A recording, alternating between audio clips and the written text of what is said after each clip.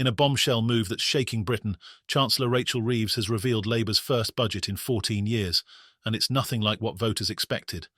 Packing in a staggering £40 billion in new taxes and £76 billion in spending, Labour's fiscal plan leaves voters blindsided.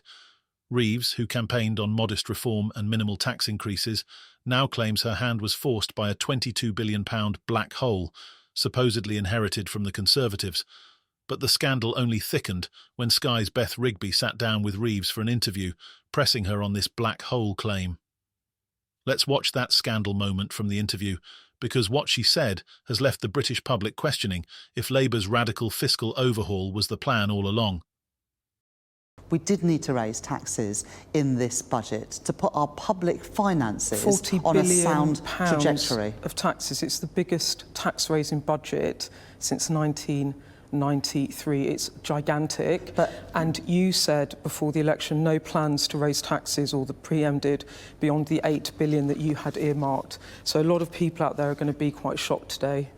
Well, in the decisions that we've made in the budget today, I accept that this is a big and a substantial budget. But it wasn't the budget might feel that let I down was. that It wasn't you the weren't budget. straight with them. It wasn't the budget that I was expecting to deliver when I became Chancellor on the 5th of July.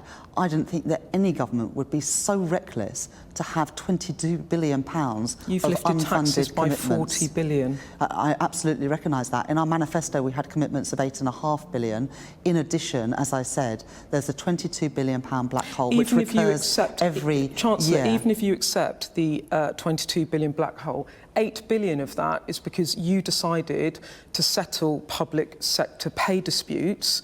Are you telling me, seriously, that you did not have an inkling before the general election that you might have to find billions of pounds to settle those pay disputes? And why didn't you level with the British public about that? The previous government set the remit for the pay review bodies, the independent pay review bodies. And astonishingly, and we did not know this, and you did not know this either, they hadn't set an affordability criteria for the pay review bodies. Two of the pay review bodies, on defence and education, had already reported before the general election was called, and the previous government sat on that information. Okay. So these were inherited pressures that the previous government had stacked up. Streeton told me repeatedly before the general election, when I kept saying to him, the NHS is going to need more funding, he repeatedly kept saying, funding is not the answer, we're going to get it through growth. You have just announced £22.6 billion in extra day-to-day spending for the NHS. You just were not straight with the British people, and they will see through this. You were not straight. In the clip, Reeves insists, "When I took office in July, Treasury officials informed me of a £22 billion financial gap left by Conservative overspending. This deficit left us with no choice but to act." However, Rigby, like many, seemed sceptical, pointing out that Reeves's explanation doesn't align with Labour's promises before the election. What's becoming clear is that this black hole story doesn't tell the full truth.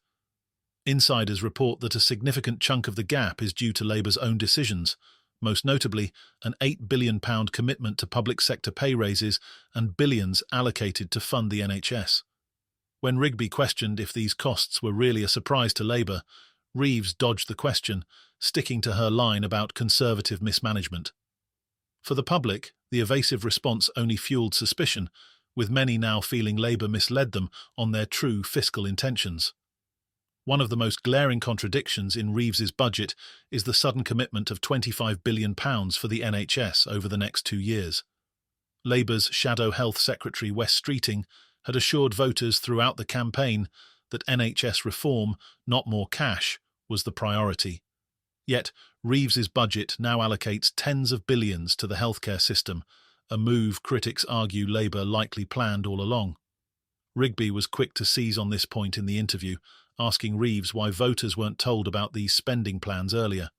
Reeves blamed the crisis left by the Conservatives, suggesting the urgent need for cash injections became clear only after Labour took office. But Rigby pointed out the NHS's dire state was no secret. The tension was palpable as Reeves struggled to defend the contradiction, leaving voters to wonder if Labour had hidden the real cost of their healthcare ambitions to win the election. Reeves, who campaigned as an iron chancellor of fiscal discipline, now faces criticism for what looks more like a traditional tax and spend plan. In addition to tax increases on capital gains and national insurance, Reeves's budget introduces controversial changes to inheritance tax, sparking outrage among farmers and small business owners who now feel betrayed. Rigby's questioning pushed Reeves on this shift, asking, "How do these tax hikes align with your pledge to support working families?" Reeves responded by defending her budget's ambition, saying, "Britain needs a bold vision, and bold vision requires bold action." But Rigby pointed out that investors don't share Reeves's confidence. Since the budget announcement, the pound has dipped and government borrowing costs have edged up, signs that markets view Labour's new fiscal path with caution. Perhaps the loudest backlash has come from farmers, many of whom supported Labour in hopes of fairer economic policies. Reeves's budget introduces a cap on inheritance tax relief, limiting it to estates valued under £1 million, while imposing a 50% reduction in exemptions for higher-valued estates. For generations of family farmers who rely on these reliefs to keep their land, this change is devastating. Conservative MPs report a flood of complaints from rural voters who feel Labour has betrayed them. Rigby addressed these issues in her interview, pointing out the rising anger among Labour's new rural supporters.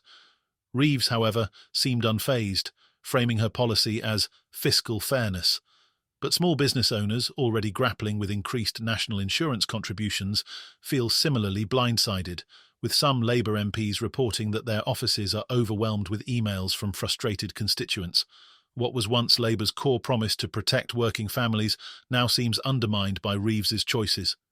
Reeves may have pitched her budget as a bold new direction for Britain, but the market's reaction has been less enthusiastic.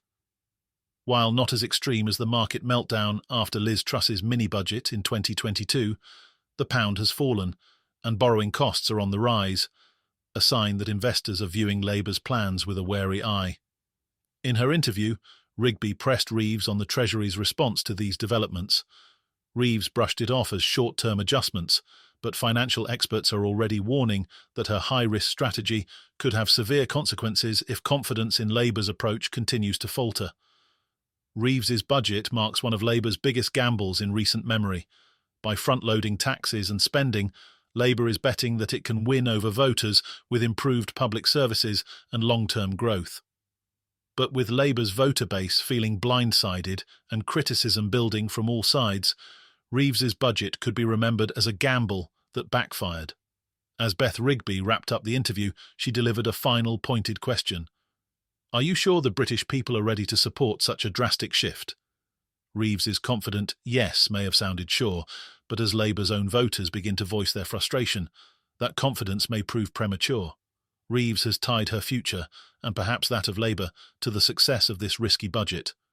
Whether it will pay off or leave Labour facing a fierce backlash is something only time will tell.